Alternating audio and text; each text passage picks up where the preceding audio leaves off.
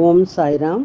ஸ்ரீ சாயின் ஆசீர்வாதத்துடன் ஸ்ரீ கோவிந்த் ரகுநாத் தபோல்கர் என்ற ஹேமாத்மன் இயற்றிய ஸ்ரீ சாய் சச்சரித்திர கிரந்தத்தின் அடிப்படையிலே தொகுத்து மூல மராத்தியிலே விரிவுரையுடன் இயற்றிய தைந்தின் சாயிபோத் பேராசிரியர் டாக்டர் சீதாராம் கணேஷ் தேசாய் அவர்கள்.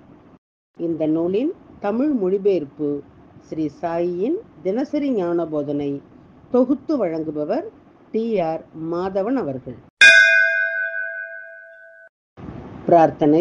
சமர்த்த சாயி, இச்சிறு மந்திரம் புனிதமான ஜெயமருளும் மந்திரம். இது இனிய பக்த பாவ மோக்ஷ சூத்திரம். அவரது புனித வாழ்க்கை வரலாறு மதுரம். சாய்நாதர் கடவுள் பக்தியுள்ளவர், தர்மத்தை பின்பற்றும் பிரபஞ்ச பாலகர். இப்போது இவர் வாழ்க்கை வரலாற்றை பாடுங்கள். மன அமைதியை பேணுங்கள். ஈஸ்வர் அல்லாஹ் ஒருவரே கூறுவார், கடவுளில் வேறுபாடு இல்லை என்பார். சாய்ராம் உங்கள் அன்பான சொற்கள், பக்தியும் மரியாதையும் அருளும் வார்த்தைகள். ஓம் ஸ்ரீ சாய்ராம். ஸ்ரீ சச்சிதானந்த சத்குரு சாய்நாத் மகாராஜ் கி ஜெய். ஓம் சாய்ராம். ஸ்ரீ சாயினுடைய இன்றைய ஞான போதனை அத்தியாயம் 12, ஓவி 165. கண்ணிற்கு எதிர் தெரியும் இதுவே அந்த கல்பக விருட்சம். ஒரு கணத்திலே சாயி, ஒரு கணத்திலே ராமர். என் அகங்காரத்தை அழியச் செய்து தலை வணங்க செய்ய நேர்ந்தது. விளக்கம். சந்த் சோகமேளா மகர் தாழ்ந்த குலத்தை சார்ந்தவர். புனித ரோஹிதாஸ் ஒரு செருப்பு தொழிலாளி மற்றும் லஜன் ஒரு கசாப்பு கடைக்காரர். இருப்பினும் அவர் சிறந்த புனிதர்களில் ஒருவராக கருதப்பட்டார். மகான்கள் ஜாதி பாகுபாடுகளுக்கு அப்பாற்பட்டவர்கள். இந்த உலகிலே மக்கள் நலனுக்காகவும் பிறப்பு இறப்பு சுழற்சியில் இருந்து உயிர்களை விடுவிக்கவும் மட்டுமே துறவிகளின் குழு நிர்குண உருவம் இல்லாததிலிருந்து சகுன வடிவம் கொள்கின்றது.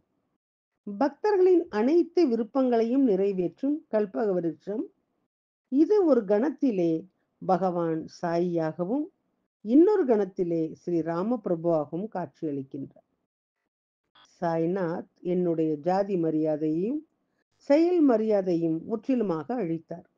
பாபா என்னை நேரிலே வணங்கச் செய்து என்னுடைய பெருமையை அழித்தார். மறுநாள் மருத்துவர் உண்ணாவிரதம் இருந்து, சாய்நாத் மகாராஜ் என்னை ஆசீர்வதிக்காதவரை, என் மீது கருணை காட்டாதவரை நான் உணவு மற்றும் தண்ணீர் இல்லாமல் ஷீரடியிலே இருப்பேன். ஆனால் மஸ்ஜித் மாய்க்கு செல்ல மாட்டேன் என்று முடிவு செய்தார்.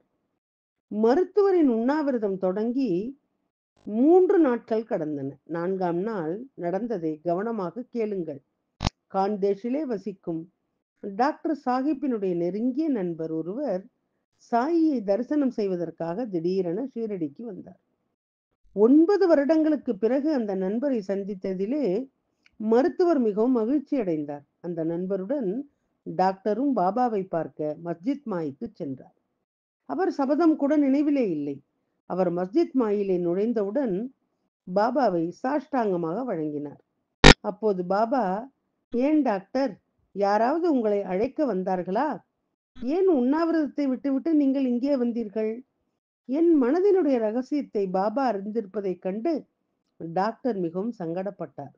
அந்த நிமிடமே அவர் தன் உறுதியை நினைவு கூர்ந்தார். பாபாவின் இந்த தவறான வார்த்தைகளை கேட்ட மருத்துவர் பாபாவின் பாதங்களிலே முழுமையாக சரணடைந்தார். அதே நாள் நள்ளிரவிலே மருத்துவர் ஒரு கனவு கண்டார். பாபா அவரை ஆசீர்வதித்தார். மருத்துவர் மிகுந்த பரவச நிலையை அனுபவித்தார். பின்னர் மருத்துவர் தனது கிராமத்திற்கு சென்றார். அங்கேயும் 15 நாட்கள் தொடர்ந்து மகிழ்ச்சியையும் பரவச உணர்வுகளையும் அனுபவித்தார். சாய்நாதரின் பல அனுபவங்களை சொல்வதன் மூலம் இந்த நூலின் பெருமையை அதிகரிக்கலாம். ஆனால் தொகுதியை விரிவுபடுத்தும் பயத்தால் ஹேமாத்மன் என்ற நான் இப்போது இந்த அத்தியாயத்துடன் இந்த கதை புராணத்தை முடிக்கின்றேன். குறிப்பு: யார் எவருடைய குருவாக இருந்தாலும் அவர் மீது உறுதியான நம்பிக்கை வைக்க வேண்டும். வேறு எந்த இடத்திலும் வைக்க வேண்டாம். இந்த ரகசியத்தை உள் மனதிலே வசிக்கச் செய்யுங்கள். ஓம் ஸ்ரீ சாய்ராம். ஸ்ரீ சாயியினுடைய தினசரி மற்றொரு ஞான போதனை அடுத்த தொடரிலே தொடரும். சாயியை பணிவோம். சாந்தி நிலவட்டும். ஓம் சாய்ராம். श्री सच्चिदानंद सद्गुरु साईनाथ महाराज की